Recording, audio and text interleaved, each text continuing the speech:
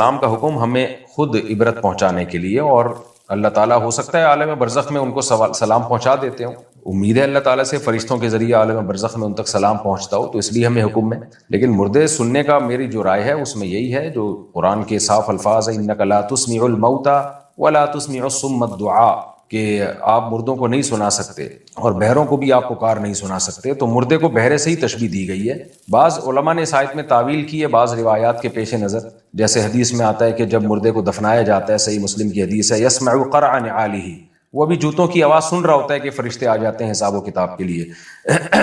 تو یا تو یہ کنایا ہے علم سے، یا خاصیت ہے بعض مواقع پہ اللہ اگر مردے کو سنا دے جو اس کو دفنا کے جا رہے ہیں ان کے جوتوں کی آواز، تو ہمیں کوئی اعتراض نہیں ہونا چاہیے۔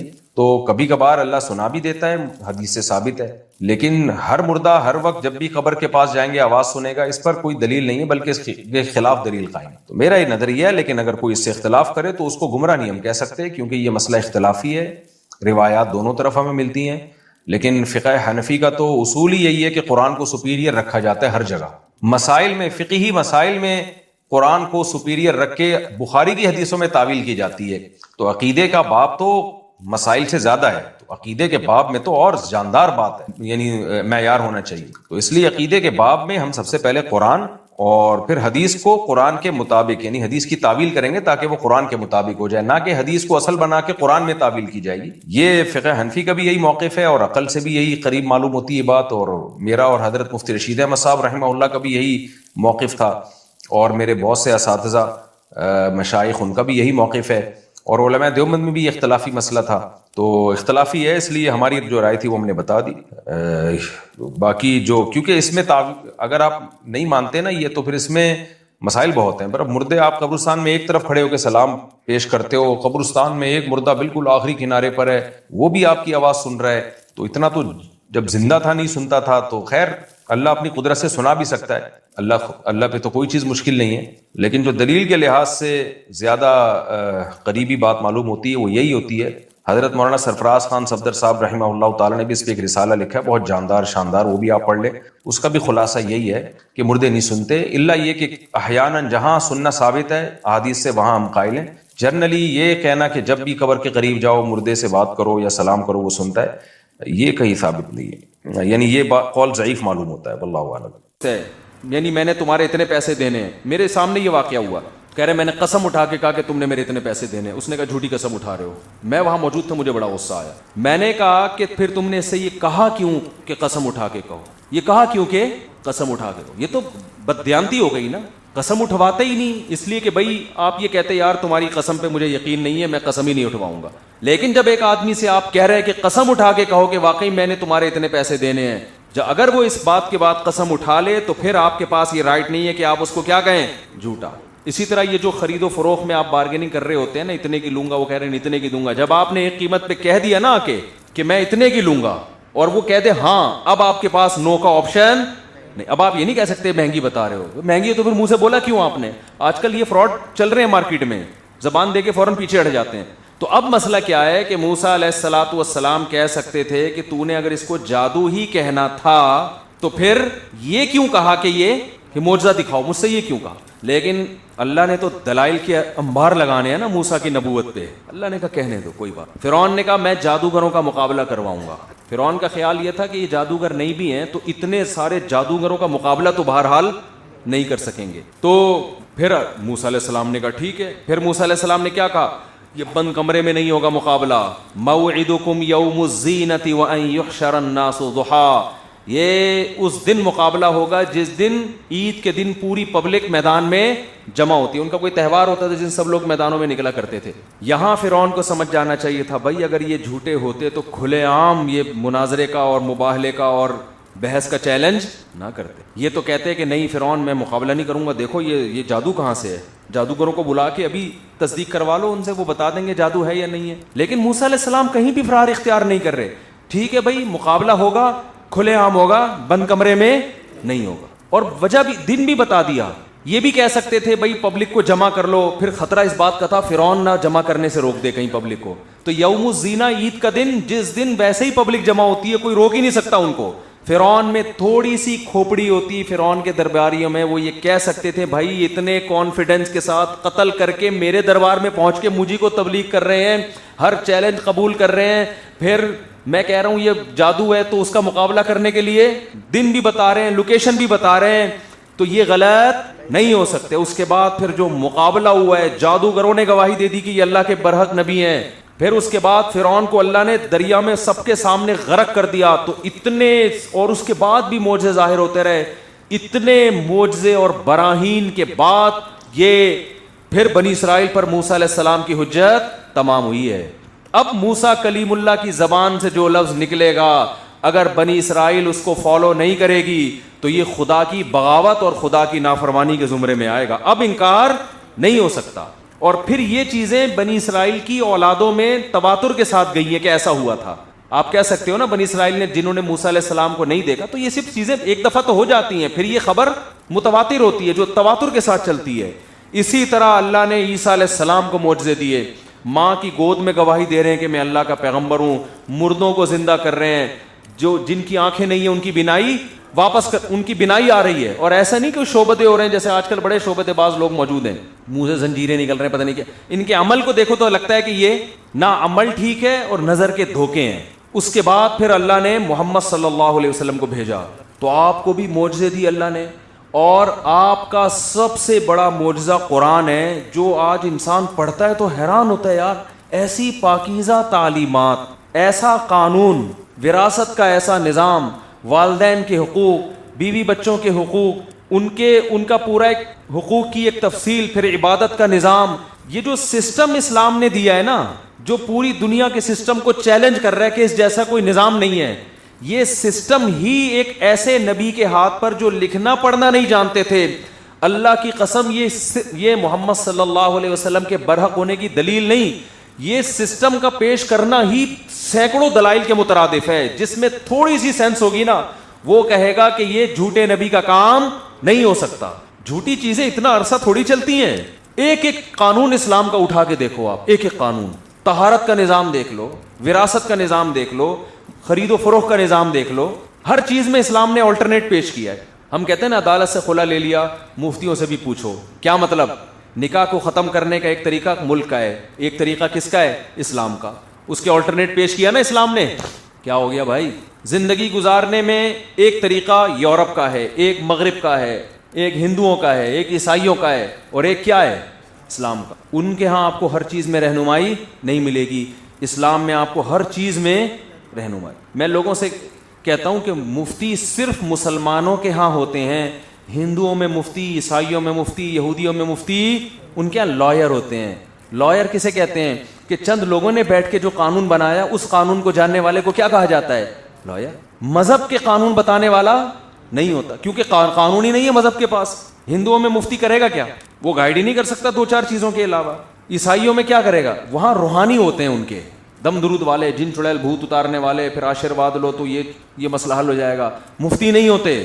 اور یہ بھی بتا دوں کہ جو روحانی علاج والا ہوتا ہے وہ تو مفتی ویسا ہی نہیں ہوتا, کیونکہ آج بہت سے مفتی روحانی علاج کر رہے ہیں کہ حضرت مفتی صاحب ہیں روحانی علاج کرتے ہیں. وہ مفتی تو ہو ہی نہیں سکتا نا, کیونکہ روحانی علاج تو غیر مسلموں میں ہوتا ہے. ان کو یہ جو جس طرح کے وہ شعبدے دکھاتے ہیں نا, کیونکہ ان کے یہاں مفتی اب لوگوں کو اپنی طرف گھیرنے کے لیے ان کے پاس نالج تو ہے نہیں نا, کیا گائیڈ کریں گے لوگوں کو وہ بیٹھ کے بیچارے. تو پبلک آئے گی کیسے ان کے در پہ؟ تو کچھ روحانی چیزیں کر رہے ہوتے ہیں, جن چڑیل بھوت اور اس ٹائپ کی چیزوں سے مجمع انہوں نے اکٹھا کیا ہوا ہوتا ہے. رسول اللہ صلی اللہ علیہ وسلم کی بھی نبوت کی اللہ نے دلائل کے انبار لگا دیے. خود آپ صلی اللہ علیہ وسلم کی باتیں دیکھو, باتوں کی حفاظت کیسے ہوئی ہے. میں اکثر ایک حدیث لوگوں کو بیان کرتا ہوں کہ ہم جب نبی کے بارے میں یہ تبصرہ کرتے ہیں کہ نبی کے دو دانتوں کے درمیان میں خلا تھا, یہ کہتے ہیں کہ نہیں کہتے؟ یعنی نبی صلی اللہ علیہ وسلم کی سیرت کو, آپ کی زندگی کو کیسے محفوظ کیا گیا ہے, کیونکہ اللہ کی حجت ہے نا لوگوں پر. آپ کی زبان سے جو لفظ نکلے گا, اگر آپ نے اس کو فالو نہیں کیا تو اللہ کہتا ہے پھر یہ کس کو ناراض کر رہے ہو؟ مجھے, کیونکہ یہ میرا حکم ہے, یہ ان کا حکم نہیں ہے. تو پھر اللہ کے ذمے تھا کہ ان کی تعلیمات کی حفاظت بہت خاندانی طریقے سے ہونی چاہیے, کیونکہ اللہ کا دعویٰ ہے کہ ان کے بعد کوئی نبی, کیا خیال ہے بھائی, نبی بھی نہیں آئے گا. جب نبی بھی نہیں آئے گا ان کے بعد کوئی, اور یہی آخری نبی ہیں, ساری دنیا نے انہی کو فالو کرنا ہے, تو بھائی ان کی اور اس زمانے میں کیسٹیں بھی نہیں تھیں, ویڈیوز بھی نہیں تھیں, کیا آپ کی پوری صورت ویڈیو کی شکل میں محفوظ کر لی جاتی آپ کی پوری سیرت؟ تو پھر اے اللہ کوئی ایسا خاندانی طریقہ ہونا چاہیے ان کی باتوں کی حفاظت کا کہ کوئی غیر مسلم جب اسلام میں آئے تو وہ جب پیغمبر کے احکامات سنے تو اس کو یہ یقین ہونا چاہیے کہ یہ واقعی پیغمبر کی زبان سے نکلے ہوئے الفاظ ہیں. ایسا نہیں ہے کہ مولانا لوگوں نے اپنی طرف سے ان کی طرف نسبت کر دی ہے. اور پتہ کیسے چلے گا یہ والے مولانا صحیح کہہ رہے ہیں کہ وہ والے؟ کیا خیال ہے بھائی ایک مولانا کہہ رہے ہیں نبی نے یہ فرمایا, دوسرے والے کہہ رہے ہیں یہ نہیں فرمایا بلکہ یہ فرمایا. تو ہمارے پاس کرائٹیریا کیا ہوگا؟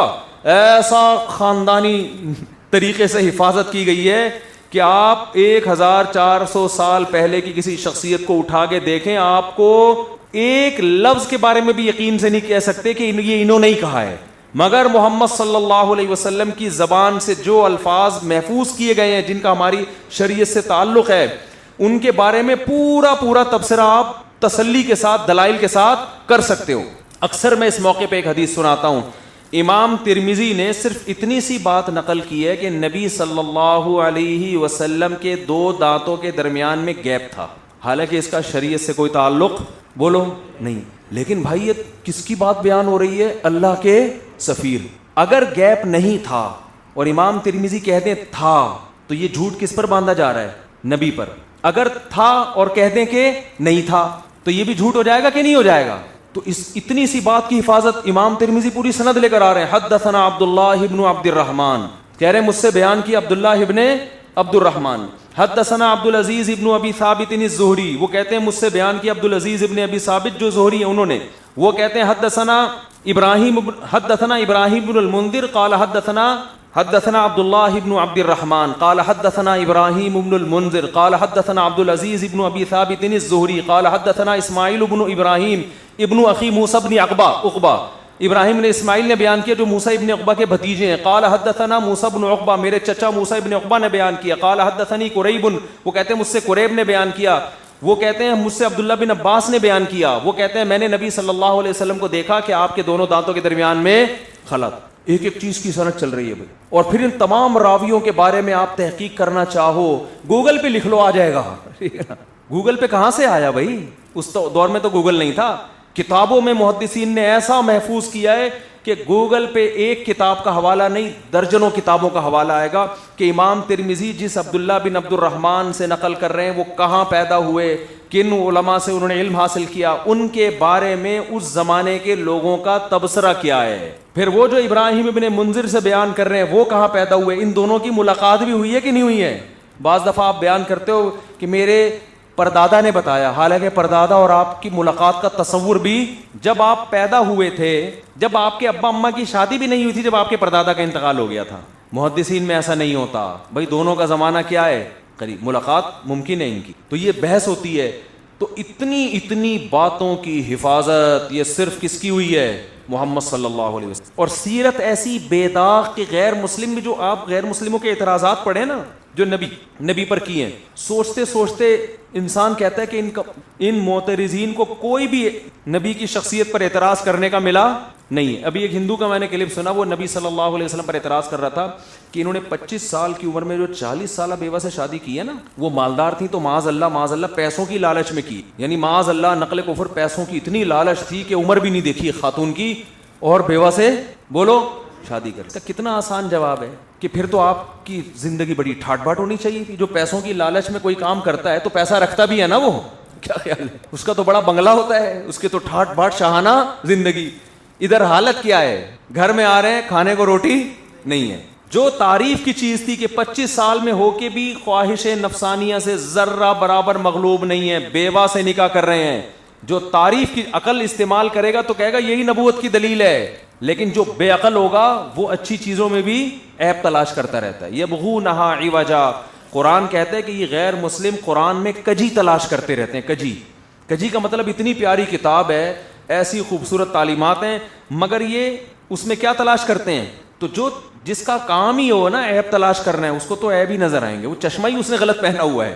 لیکن جو سلیم الفطرہ انسان ہے اسے نبی کی سیرت بھی بے داغ, قرآن بھی بے داغ نظر آئے گا, قرآن بے داغ نظر آئے گا. ایک ملحد نے بڑے اعتراض کیے, میں تو ان کے اعتراضات دیکھتا رہتا ہوں, آج تک کوئی ایک اعتراض ایسا نہیں ہے جسے سن کے ہمارے ایمان میں الٹا اضافہ نہ ہوا ہو کہ یار ان کو یہ ملا ہے, ٹھیک ہے نا. ایک ملحد ہے بڑا مشہور, وہ اسلام کے شادیوں پہ بڑا اعتراض کرتا ہے, ابھی میں شادیوں میں بیان نہیں کروں گا. وہ کہہ رہا ہے عیاشی سکھائیے, عیاشی. ویسے کہتے ہیں بد نظری بھی غلط, زنا بھی غلط, اور ایک طرف کیا ہے, عیاشی سکھائی جا رہی ہے, عیاشی, کہ اتنی شادیاں ہوتی ہیں ان کے یہاں. تھوڑی سی کھوپڑی استعمال کرو تو انسان کہتا ہے کہ مرد اور عورت پیدا کس کے لیے ہوئے ہیں, ایک دوسرے کے لیے ہوئے ہیں نا, دوسرے سے دور رہنے کے لیے تھوڑی ہوئے ہیں. یہ تو اسلام کا حسن ہے کہ جو جس کے لیے پیدا ہوئے ہیں وہی کام کا حکم دے رہا ہے. نہیں آئی بات سمجھ میں؟ یہ تو پیدا ایک دوسرے کے لیے ہوئے ہیں, آپ نہیں کرو گے تو نہ ان کو رشتہ ملے گا نہ آپ کو, سڑیں گے دونوں, ایک دوسری زندگی گزاریں گے, عذاب میں زندگی گزرے گی.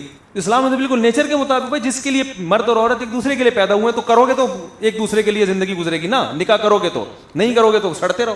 جیسے آج کل ہو رہا ہے, مرد بھی سڑ رہا ہے بیٹھ کے اور لڑکیاں بھی سڑ رہی ہیں, شادیاں نہیں ہو رہی, تو کرے گا تو ہوگی نا شادی. تو جو اسلام کی خوبیاں ہیں ان کو توڑ موڑ کے کیا بنا کے پیش کرتے ہیں, بولو نا, خامیاں. ہر اعتراض میں ایسا ہی ہے. میں تو ان کے جو اعتراض سنتا ہوں نا الحمدللہ, اسی میں جب یہ کہتے ہیں امی عائشہ اتنی کم عمر کی لڑکی سے محمد صلی اللہ علیہ وسلم نے نکاح کیا, یہ بہت زیادہ اعتراض کیا جاتا ہے. معاذ اللہ, نقل کفر, یہ بھی عیاشی. خوبی یہ ہے کہ 50 سال کی عمر میں ایک 9 سالہ لڑکی سے نکاح کیا, مگر اس لڑکی کو کیسا عشق ہوا ہے اپنے شوہر سے. آج عمر میں اتنا فرق ہو, اس کے بعد کوئی عورت اپنے شوہر سے ایسا عشق جیسی محبت کرے گی جیسی امی عائشہ نے نبی سے کی ہے. یہ محمد صلی اللہ علیہ وسلم کی کوالٹی تھی کہ اتنی کم عمر لڑکی سے نکاح کر کے ان کے لیول پہ آ کے ان سے مزاح کیا آپ نے, ان کے لیول پہ آ کے ان سے ڈیلنگ کی ہے, اور اتنی کم عمر سے نکاح کر کے بہترین کامیاب ازدواجی زندگی گزار کے دکھائی ہے. آج تو میچنگ کی شادیاں ناکام ہو رہی ہیں, اور یہ بظاہر جو میچنگ کی نہیں تھی, بظاہر جو میچنگ کی نہیں تھی, اس کو ایسا کامیاب کر کے بتایا ہے کہ آپ تو یہ اعتراض کر رہے ہو امی عائشہ پر کہ اتنی بڑی عمر کے آدمی نے معاذ اللہ آپ سے شادی کر لی, وہ کہیں گی بھائی یہ میرے اوپر احسان کیا ہے, اس سے بہترین رشتہ میرے لیے زندگی میں کوئی ہو نہیں سکتا. ان کو تو اختیار دیا جا رہا ہے, نبی نے بعد میں اختیار دیا, بھائی میرے تو یہ گھر میں فاقے پڑیں گے. جتنی زوجات ہیں نا, نبی نے سب کو بٹھا کے کہا کہ جب گھر میں فاقے آنا شروع ہوئے نا, امہات المومنین نے کہا بھائی یہ کیا مسئلہ ہے, بھائی کھانا پینا کیا ہو رہا ہے, یہ تو بہت مسئلہ ہو رہا ہے. تو یہ تو نیچر ہے, عورت ظاہر ہے شوہر سے مطالبہ کرے گی, تو جب زیادہ مطالبہ کیا نبی صلی اللہ علیہ وسلم ناراض ہو گئے, اور قرآن کی آیتیں نازل ہوئی کہ اے نبی اپنی زوجات سے کہہ دیجئے کہ اگر تمہیں دنیا کا مال و متاع چاہیے, اور اپنے بڑے بڑے مالدار لوگ پڑے ہوئے ہیں, وہ اس زمانے میں شادی کرنا کوئی مشکل کام نہیں تھا, طلاق ہوتی تھی, دھڑا دھڑ رشتے آتے تھے. فتعالینا امتعکن واسرحکن سراحا جمیلا, آؤ میں تمہیں نکاح ختم کر دیتا ہوں, طلاق دے دیتا ہوں, اور کچھ مال و متاع دے کے رخصت کر دیتا ہوں, جہاں چاہے نکاح کرو, لیکن اگر میرے ساتھ زندگی گزارنی ہے تو میں بھی انہی فاقوں میں اور تم بھی انہی فاقوں. تو ساری زوجات کو نبی نے کہا کہ سب سے مشورہ کر کے بتاؤ, سب نے کیا ہوگا کیا واللہ عالم, سب نے کہا نہیں جی ہم نے آپ کے ساتھ رہنا ہے. جب امی عائشہ کو کہا گیا نا, نبی نے فرمایا کہ اے عائشہ جاؤ اپنے گھر میں مشورہ کرو, جلد بازی فیصلے میں بولو نہ کرو. آپشن ہے, آپ کہہ سکتے ہیں کہ طلاق کا دھبا سے بچنا چاہتی تھی. اس زمانے میں طلاق کوئی اتنا بڑا دھبا, یہ ہمارا دور نہیں تھا, ایک آدمی کی 4 بیویاں ہوتی تھیں, وہ تو دھڑا ادھر ایک نے چھوڑا 10 رشتے لائن سے لگے ہوئے ہوتے تھے. آپ اس کلچر میں جا کے سوچو. تو امی عائشہ نے جواب میں یہ نہیں فرمایا کہ میری تو شادی غلط ہوئی, اس لیے ابھی تک پریشان تھی, آپ کی عمر 49 سال تھی, میں 9 سال کی. یہ تو غامدی کو تعویلات کرنی پڑ رہی ہیں کہ نہیں جی 9 نہیں بلکہ بخاری کی حدیث کا انکار کر رہا ہے کہ نہیں جی 16 سال تھی, ٹھیک ہے نا. یہ تو معاذ اللہ نقل کفر, اتنی غلط شادی ہوئی تھی کہ بعد میں غامدی صاحب کو بھی بخاری کی حدیث چھوڑنی پڑے گی اس بارے میں. تو یہ تو ویسے ہی آپ نے تو بالکل وہی بات کی جو میرے دل میں تھی. نا نا نا نا نا. نبی نے جب فرمایا نا کہ اب غربت بھی بہت ہے, تو یہ غربت آئندہ بعض دفعہ عورت اس لیے گزارا کر رہی ہوتی ہے میرے میاں کے حالات بالکل ٹھیک نہیں ہیں, تو چلو شاید اللہ کل کچھ اچھا کر دے, ہے بھائی ایسا ہی ہے نا, کل کیا ہو جائے کچھ حالات اچھے. اس امید پہ خاتون, جیسے وہ ایک آدمی گیا نا نجومی کے پاس, نجومی ایسی پھینکو ہوتے ہیں, تو نجومی کے پاس گیا, کہنے لگا کہ بھائی ذرا ہاتھ دیکھ کے بتاؤ. اس نے ہاتھ دیکھ کے بتایا, اس نے کہا 10 سال تک تم غریب رہو گے. بڑا خوش ہو گیا کہ پھر پیسہ آئے گا. اس نے کہا پھر کیا ہوگا؟ اس نے کہا پھر تمہیں غربت کی عادت ہو جائے, غربت کی ٹینشن لینا تم. تو بعض عورتیں اپنے میاں غریب میاں کو اس لیے برداشت کیا ہوا ہے شاید کل اللہ حالات درست کر دے. ادھر کیا تھا پیغمبر کی زوجات, غربت, فاقے, تو نبی صلی اللہ علیہ وسلم نے اپنی غربت پہ اور مہر لگا دی کہ میرے حالات ایسے ہی رہیں گے, میرے پاس پیسہ آیا بھی تو میں رکھوں گا نہیں. لہذا اللہ نے مجھے حکم دیا ہے کہ میں تمہیں یہ بتا دوں کہ اگر پیسہ چاہیے تو ابھی طلاق کا بہترین موقع ہے, میں تمہیں مال و دولت دے کے اللہ دے دے گا آپ کو, وہ دے کے رخصت کر دوں گا. مطلب یہی تھا جہاں چاہو نکاح کرو. تو امی عائشہ سے فرمایا کہ جلد بازی میں فیصلہ نہ کرو, گھر جا کے مشورہ لے. تو امی عائشہ غضبناک ہو گئیں, فرمایا یا رسول اللہ آپ کے بارے میں مشورہ کروں میں, یعنی آپ کے بارے میں مشورہ کروں کہ رہنا کہ نہیں رہنا, یہ کوئی سوال ہے؟ مطلب یہ تو یہ گویا یہ بھی جرم ہے کہ میں آپ کے بارے میں مشورہ جا کے کروں کہ رہنا ہے کہ نہیں رہنا. تو جس حدیث میں یہ آتا ہے کہ 9 سال کی عمر میں نکاح کیا, انہی حدیثوں میں یہ بھی تو آتا ہے کہ جس سے نکاح کیا ان کے لیے اس سے بہتر رشتہ نہیں تھا, وہ اس پہ فخر کرتی تھیں. تو یہ محمد صلی اللہ علیہ وسلم کے کمال نبوت کی اور آپ کی شخصیت کے کامل ہونے کی علامت ہے کہ عمر کے اتنے فرق کے باوجود ایسی کامیاب زندگی گزار کے دکھائی کہ آج عمر میں فرق نہیں ہوتا, ہر لحاظ سے میچنگ کی شادیاں ہوتی ہیں, مگر ایسا کامیاب جوڑا آپ کو نظر نہیں آئے گا. کتنے استخارے نکال کے نا آج کل شادیاں ہو رہی ہیں. لڑکے کی کم بخت کی جاب بھی دیکھ لی, 1 کروڑ روپے کما رہا ہے. لڑکی والے تو کر نہیں رہے ہوتے نا شادی اپنی بچی کی, بھئی 1 کروڑ نہیں ہے تو صرف 99 لاکھ روپے, یہ اتنی غریبوں سے ہم نے کرنی نہیں. ساری میچنگ کی, عمر بھی دیکھ لی, کم بخت صرف 2 سال بڑا ہونا چاہیے, اگر 10 سال بڑا ہے تو یہ بھی زیادہ بڑا ہے, برابر کا ہے تو یہ تو غلط ہے, شوہر تو تھوڑا سا عمر میں بڑا اچھا لگتا ہے, اور اگر کم عمر ہے تو نہیں, ہم لوگوں کی آپ دکھائیں گے ہمارا بیگم کی عمر بڑی اور شوہر کی عمر چھوٹی, یہ بھی میچنگ کی نہیں, پروفائل پہ اچھے نہیں لگیں گے. پھر قد میں یہ دیکھا جاتا ہے کہ لڑکا تھوڑا سا لڑکی سے قد میں اونچا, زیادہ بھی لمبو بھی نہ ہو, عجیب سا لگے گا وہ دیکھتے ہیں کہ البم میں بھی جوڑا لگے نا, میچنگ کی شادی ہوئی ہے یار. جب تصویریں کھینچیں گی دلہن کی اور دولہا ساتھ میں بیٹھا ہوگا تو فیس بک پہ جب تصویریں وائرل ہوں گی, دیکھنے والے کہیں گے واہ واہ ماشاء اللہ. تو قد تھوڑا سا اونچا ہو, زیادہ بھی نہیں برابر بھی نہیں. برابر ہو تو پتہ کیا چلے گا میاں کون ہے بیوی کون ہے, تو تھوڑا سا تو آدمی تھوڑا سا اونچا ہونا چاہیے, ٹھیک ہے نا, تو بالکل نہیں چلے گا. سمجھ میں آ رہی ہے بات کہ نہیں ہے؟ اتنی میچنگ کی شادی,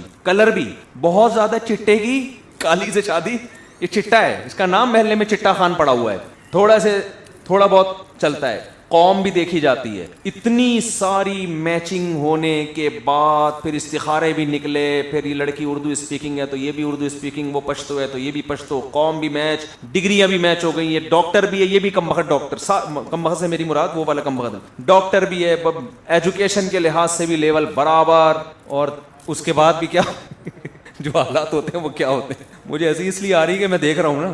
تو اس کے بعد نتیجہ کیا نکلتا ہے, سر پھوڑ رہے ہوتے ہیں ایک دوسرے کا پکڑ کے نا, سر پھٹول رہے ہوتے ہیں. بعض تو مشہور شخصیات ایسی ہیں, یہ جو اسٹیج پہ آ رہے ہوتے ہیں نا میاں بیوی, بڑے ہنسی خوشی مل رہے ہوتے ہیں, مشہور شخصیتوں میں اکثر ایسا ہوتا ہے, یہ صرف وہیں ہنسی خوشی نظر آ رہے ہوتے ہیں آپ کو. جو زیادہ جو سیلیبریٹیز ہوتی ہیں نا, جو اپنی وائف کے ساتھ اسٹیج پہ آئے اور بیٹھے اور سب لوگ دیکھ رہے ہوتے ہیں کتنا پیارا جوڑا ہے ان کا ماشاء اللہ, وہ آپ کو لگ رہا ہوتا ہے بھائی ان میں شاید 1% اتنے اچھے رہ رہے ہوں, باقی وہ ٹیکسی میں بھی لڑتے ہوئے آ رہے ہوتے ہیں. اور مجھے تو کسی نے بتایا کہ بعض سیلیبریٹیز ایسی ہیں کہ میاں بیوی نے ایگریمنٹ کیا ہوا ہے کہ دیکھو جب بھی کیمرے کا رخ ہمارے سامنے ہوگا تو ہم نے ہنستے مسکراتے ملنا ہے, انٹرویو میں ہم نے ایسے ہی شو کرنا ہے جیسے ہم سے نیک دنیا میں کوئی ہے, ایک دوسرے پہ ٹوٹ کے مرتے ہیں. باقی جیسے ہی پروگرام ختم ہو تم اپنی اماں کے گھر اور میں اپنے ابا کے گھر, ایک گھر میں رہتے بھی نہیں ہیں, ایگریمنٹ ہوئے ہوئے ہیں بعض لوگوں کے. تو میں تو آپ کو ایسے ایسے واقعات سناؤں کہ آپ حیران ہو جائیں. ایک آدمی نے بتایا کہ ایک آدمی کی ایک خاتون سے نکاح ہوا, دونوں کوئی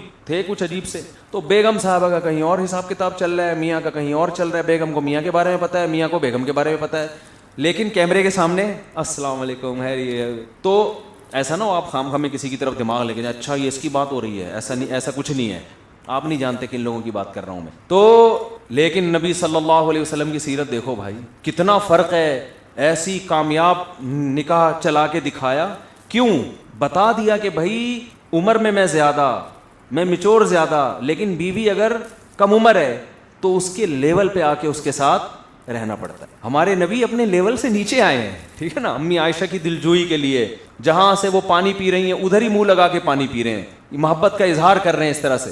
آج کسی بڑے عمر کی کسی کم عمر سے شادی ہو جائے نہیں چل پاتی, تبھی ہم لوگوں کو مشورہ دیتے ہیں تھوڑا سا دیکھو بھائی, کیونکہ لوگوں میں وہ شعور نہیں ہے نا, وہ تھوڑی اس کے لیول پہ آئے گا ہی نہیں, وہ اپنے حساب سے چلے گا بالکل ہی, کچھ یعنی جو سیٹ اپ چل رہا ہے نا آج کل. ابھی کیا بتائیں, تھوڑا بھی زیادہ ڈیٹیل میں جاؤں گا, وہ بعض لوگ سمجھ جاتے ہیں میرے بارے میں بات ہو رہی ہے, وہ اپنے بارے میں سمجھ جاتے ہیں کہ بات کسی مفتی صاحب نے میرے بارے میں سب کو بتا دی, حالانکہ میں ان کے بارے میں بھی بات کر رہا. تو یہ پیغمبر صلی اللہ علیہ وسلم کا کیا ہے کمال. اور یہ بھی یاد رکھو 9 زوجات ایک ٹائم پہ رکھیں, غیر مسلم اس پہ بھی اعتراض کرتے ہیں, میں کہتا ہوں اس معاشرے میں تو خیر کثرت سے نکاح کا رواج تھا. یہ بھی کمال ہے یار, 2-3 بیویاں رکھ کے دکھاؤ, تمہارا سر گنجا نہ ہو جائے میرا نام بدل دینا.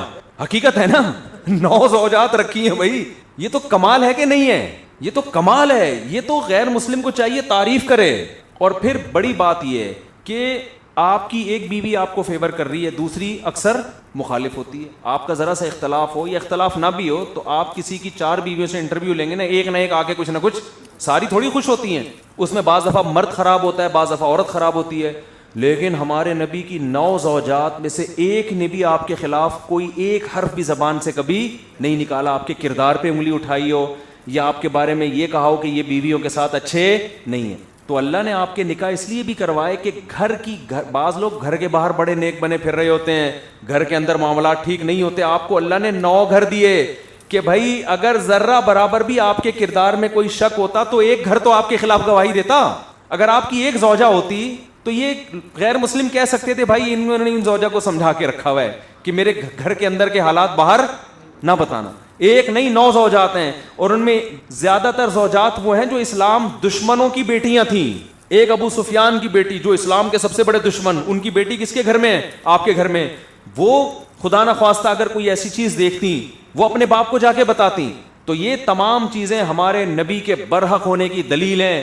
جو نبی کے برحق ہونے کی دلیل تھی, جب آپ کی عقل خراب ہو جاتی ہے اور آپ کی سوچ نیگیٹو ہو جاتی ہے تو آپ اسی دلیل کو جو برحق ہونے کی ہے اسی کو آپ پیغمبر کے خلاف لے کے جاتے ہیں. سمجھ میں آ رہی ہے بات کہ نہیں آ رہی ہے؟ تو ان دلائل کے قائم ہونے کے بعد پھر اللہ کو یہ حق ہے کہ اللہ سورہ الحاقہ میں کہے فَعَصَوْا رَسُولَ رَبِّهِمْ فَأَخَذَهُمْ أَخْذَةً رَابِيَةً. ان قوموں نے اپنے رب کے بھیجے ہوئے میسنجر کی نافرمانی کی, اللہ نے ان کو بہت بڑی پکڑ میں پکڑا ہے. تو اس لیے بھائی ہم ان پیغمبروں کی تعلیمات کے نہیں, ہم محمد صلی اللہ علیہ وسلم کی تعلیمات کے مکلف ہیں.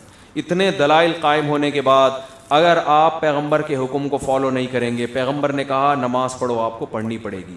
پیغمبر نے عورت کو کہا پردہ کرو, عورت کو پردہ کرنا پڑے گا. پیغمبر نے کہا کہ عورت کا مال ناحق طریقے سے مت کھاؤ, کھایا تو حساب دینا پڑے گا. یہ پاکستان کے قوانین نہیں ہیں, یہ امریکہ کے قوانین نہیں ہیں, یہ کس کے قوانین ہیں؟ اللہ کے. اس اللہ نے کہہ دیا لا تقربوا الزنا, اس پیغمبر نے جو ہمیں کتاب دی, زنا کے قریب مت جاؤ. تو بھائی اب زنا بہت خطرناک چیز ہے, یہ سمجھ لو, دنیا میں نہیں آخرت کے لحاظ سے بہت ڈینجرس ہے. اس نے کہہ دیا کہ شراب مت پیو, تو اب اللہ نے جس پیغمبر کی زبان سے یہ کہلوایا نا مت پیو, تو وہ ایسا ہی نہیں ہے کہ ہم ان کے بارے میں کنفیوز ہیں, پتہ نہیں پیغمبر ہیں بھی یا نہیں ہے. دلائل سے ثابت کر دیا, انبار لگا دیا دلائل کے. اب اگر کوئی شراب پیے گا تو میرے بھائی اپنا وہ بیڑا غرق کر رہا ہے. وہ ملکی قانون کو نہیں توڑ رہا, وہ خدائی قانون کو توڑ رہا ہے. اس اللہ نے کہہ دیا باپ کے سامنے اف نہیں کرنا ہے, ماں کے سامنے بد زبانی نہیں کرنی ہے. اب اگر آپ ماں باپ کے سامنے بد کلامی کرو گے تو اپنے کلچر کے اگینسٹ نہیں چل رہے آپ. کلچر سزا نہیں دے گا آپ کو, کون سزا دے گا؟